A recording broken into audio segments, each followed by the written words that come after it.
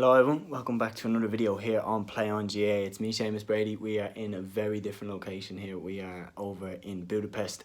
So I was not able to, of course, be in Ireland with the usual setup to talk about the Camogie finals, but I am just going to give my reaction, my personal viewpoints on the games. I think all three of them were absolutely outstanding games. I'm just going to run through the senior one in depth, and then I'm just going to give a brief thoughts on the intermediate final and the junior final. So first of all, starting with the Kilkenny versus Cork game. Kilkenny won 13, Cork won 12. Cork heartbroken in the final for the second year in a row. Of course, last year Paddy Murray was in charge. They fell at the final hurdle. It looked like they were going to win. Katrina Mackie got that goal. It wasn't meant to be for them on the day. This time, I mean, again, late sucker punch, Kilkenny getting the crucial goal at the crucial stages, the crucial scores at the crucial stages, and they fall short once again. Matthew Toomey, I thought, put them out in a very weird system, I have to say, right from the start. I really think that they didn't set up in the best way, and Paddy Murray, funnily enough, the old Cork manager, was actually saying that on the Sunday game. He was saying that the system that they set up with at the start really did confuse him. He wasn't really sure necessarily what they were trying to get at, what way they were trying to go about the game. And it definitely was coming across to me as well, because in the first quarter, Kilkenny were just dominant. Kilkenny were absolutely dominant. They just controlled the pitch mainly from the half-back line in the midfield. They were absolutely dominant in there. I thought, you know, the likes of ball that they were feeding into the likes of Miriam Walsh, the likes of Denise Gall, they really were hitting the ground running right at the start. And I mean, 15 minutes in, Kilkenny were 6 points to 0 up. And to start an All-Ireland final like that so poorly without scoring anything in the first 15 minutes, it's pretty poor. And Cork were asking for trouble with that. And like, I fully don't blame Paddy Murray for saying that. You're asking for trouble if you start the first quarter and you don't score. I mean, it's setting it up for Kilkenny to dominate, and Kilkenny, what a platform that was. The half-back line, absolutely outstanding. Then, of course, in the 20th minute, though, Cork pulled right back. Fiona Keating bursting through the Kilkenny defence and burying it past Kilkenny's supreme goalkeeper, Aoife Norris. It was a brilliant piece of individual leadership, a brilliant piece of individual skill by Fiona Keating, who has really taken a step up this season, in my opinion, in terms of her ability and in terms of her importance to this Cork team. She spotted the gap and she burst through and she put the head down. Great finish past Norris. And suddenly Cork were back in the game from a position where Cork had been really watching the game, bystanders to the action. Now they were right back in the game, and they were only 3 points behind considering how bad their performance had been up until that point. Then they hung right in there. They got more points on the board. After that as well, they scored 4 of the next 5 points. Kilkenny only got 1 point after that up until half-time. Cork hit 4 with Katrina Mackie levelling it right on the stroke of half-time.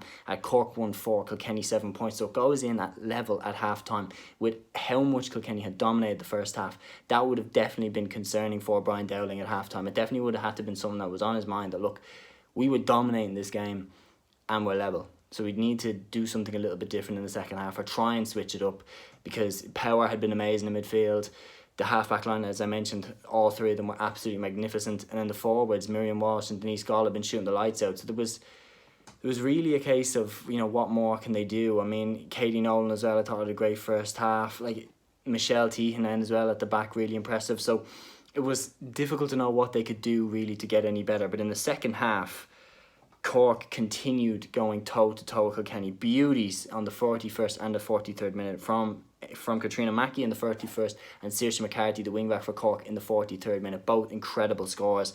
And at that stage, right, when McCarthy slams that over, I'm thinking Cork might go on and win this, because they've been playing terrible in the first 15 minutes, 20 minutes, yet they hung in the game and they stayed in there.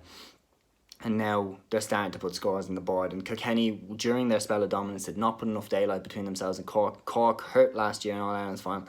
Maybe they're going to come back and rectify it this year. But it was not meant to be. They were toe and toe, neck and neck. It was 112 to Cork, 111 to Kilkenny. 111 to Cork, 12 points to Kilkenny coming into the 58th minute, but then Kilkenny struck gold. Sophie O'Dwyer pouncing on the rebound. It was a deflected shot, I believe, from Miriam Walsh.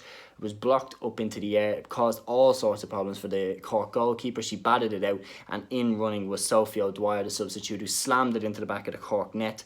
And that put Kilkenny 1 point ahead, 112 to 111. But Katrina Mackey immediately levelled it to make it 112 to 112. But then Cork gave away a free, and Denise Gall slotted it over the bar to make it 113 to 112. Kilkenny are champions, and having seen Brian Dowling's interview after, and he talks about, you know, the stuff that they've been through this year, the hardships that they've had, it's really hard to not feel genuinely delighted for Kilkenny. And I think that, look, worthy champions, especially with how they fell short last year in the semi-final stage.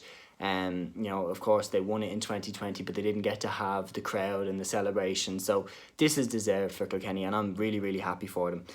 It was a bad weekend for Cork. In the intermediate final, they lost to Galway as well. Galway making great strides there, intermediate champions for 2022. And then, of course, in the junior championship, Antrim beat Armagh. Dervla Cosgrove, Antrim's star forward, her corner forward, she hit 3 goals in 84 seconds in the Camogie final. That has to be a record. 3 goals in 84 seconds, and she hit 4 goals in total. Antrim won the game with a bizarre scoreline of 5 goals and 5 points to 14 points. I mean, if you're talking Armagh, how are you losing that game? I mean, when you hit 14 points, but if you concede 5 goals, I guess you can have no complaints, especially if you concede 3 goals in 84 seconds. You take those 84 seconds out, Armagh win pretty comfortably. So they must be kicking themselves now. So those are the champions from the weekend. I just had to get a video up because, as I mentioned, I'm on my holidays. But I had to talk about the weekend. It was an amazing weekend for Camogie, amazing weekend for Irish sport. Congratulations to Kilkenny, congratulations to Galway, and congratulations to Antrim. That's the video here on Play on GAA, guys. I hope you enjoyed. Until next one, take care.